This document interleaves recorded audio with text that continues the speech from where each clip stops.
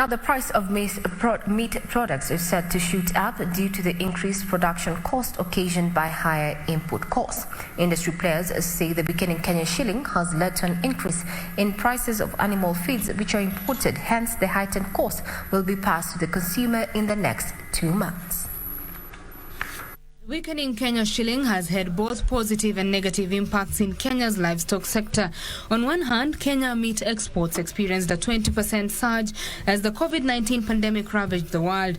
The market also benefited from China's ban on beef imports from several Australian abattoirs.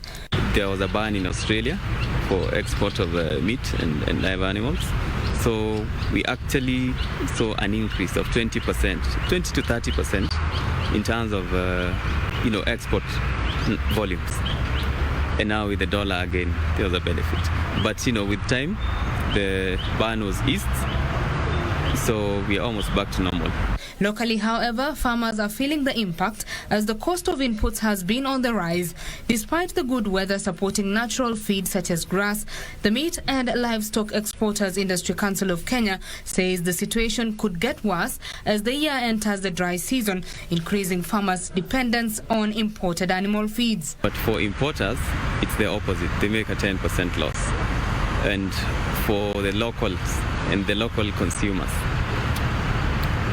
when we look at the animal feeds, most of the components are imported and they are expensive components. And then these definitely will have to be passed to consumers. We have seen animal feeds prices have started going up this week actually because some of the components have gone up. The outlook for the year, however, remains positive for the sector, with the reopening of learning institutions opening up a new market. When a university is opened, the hostels are full, the mamambogas, everyone, the hawkers, they have something to feed. And even the institutions themselves, they have to feed the pupils or the students.